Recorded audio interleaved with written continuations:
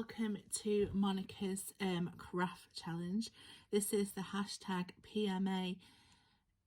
craft challenge.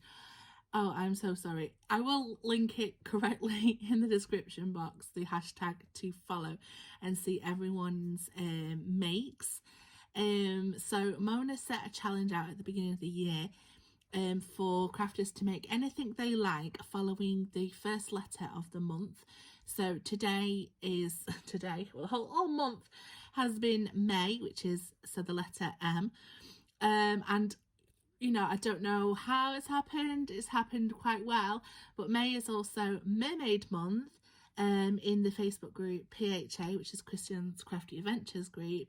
So I've been making mermaid things all month anyway, but I just wanted to come and show you something that I had made especially for this challenge, because I did think of mermaids at the beginning of the year when I was thinking about the months anyway.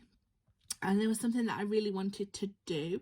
I'm just going to put up this blackboard so that you'll be able to see what I've done a bit more clear without distraction. But as you know, I love my Julie Nutting dolls. And I decided to turn a few of them. So my Julie Nutting dolls, if anyone doesn't know, are these stamp sets. I have quite a few, and I use them a lot in my hashtag WS Art Club, which is Woolly Steph's Art Club, and I absolutely love these stamps, and I've got quite a few now, and even though I am new to them, and I decided to turn some of them into mermaids, because why not? So I actually got the tails, I cut them off Cricut, just an outline shape of a mermaid tail, and then I just resized them to fit the stamps. So this is Mindy, that's the stamp set that I just showed you. What I've done was I have used watercolours to colour her hair and her dress. I cut it perfectly here, and then I coloured the skin tones in with pencil crayon. I used Stays On ink for the stamping, so I couldn't use my alcohol markers for that. The tail I did by inking with just some inks, and then I used a fine liner pen, black pen, just to create the mermaid tail. So that is the first one of Mindy, and then here's another one, and I've done them all in different colours. I love the greens in that tail. Then this is Ivy. Like I say, I just adjusted the shape, so I just wanted to see if I could fit in her skirt thing to make it go into the mermaid tail. So yeah, it was an experiment. Summer girls, and I love blending these inks, and I love my new watercolors, and I just used a white gel pen to add in some highlights, and this one is Jayla, so it's a little bit longer, but I really love the height of these because they're just the stamps themselves, they are like stretched out dolls, if that makes sense.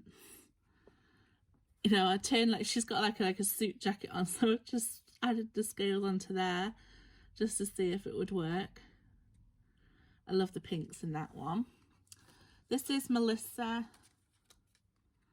and I cut her dress where the ribbon was, and then added the tail. And I tried to do different patterns on the tails as well, just to add them, make them a little bit different. There's another Melissa, kind of like Ariel-esque with the red hair and the green. And then this one is Willow. I think this one is my daughter's favourite.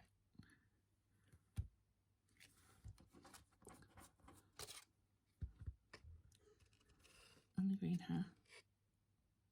So they're the mermaids that I made using my Julie Nutting dolls. I absolutely loved how they turned out. I think I'm going to use them on projects. That's why I've not made projects with them.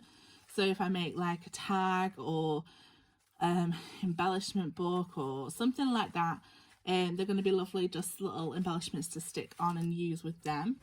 Because like I said, it is mermaid month and I have been making mermaidy things. Because it begins with me, I'll just give you a little show and tell of what I've made also. So I think I'm a bit Ferris wheel obsessed. I got this SVG cut file from Nicole's Silhouette, and you can buy the die, and I saw my friend Bex Crafts, she has the die for this, and I actually got the SVG because I have a Cricut, but it's complicated, had to convert it and all that stuff, but it means that I can resize, etc, etc. So I've actually, this one's a lot smaller than what the actual die is, and I just love it so much. It's the first time ever making this, so there are little hicks and things, you know, little catches there, here and there, but for the most part it does work, and the little baskets do swing.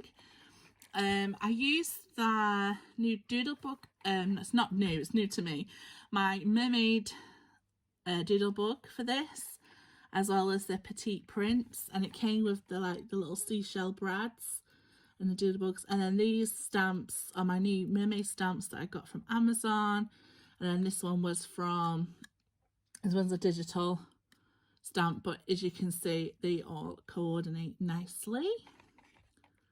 I just love it, it's so cute. And then I've also made a little tote bag. I've been dying to make this tote bag for ages. This as well was another Christiane's Crafty Ventures tutorial. I'll link them in the description box so that you can do this, because this one was so easy peasy. It's like a 10-minute tutorial, and it made this really adorable cute tote bag. I did do a bit of stitching on it as well, and then I used the actual Doodlebug stickers, which I backed onto card, and then I just popped them up a little bit and added a couple of the blue enamel dots just for like the bubbles, and then in the background the seaweed, that is some seaweed that I cut out from my Cricut. So there's our little mermaid tote, my little Ferris wheel, and all my lovely Julie knitting mermaids. So it has been one mermaid month for me. Alright guys, please do go check out the hashtag. I know I butchered it at the start, but I will make sure it is 100% correct for you to look at. And thanks again to Monika for putting together this challenge. I know I missed April, but we've got August coming up. August is my birthday month, so I'm going to double up on the A's. Alright guys, thank you so much. Take care. Bye.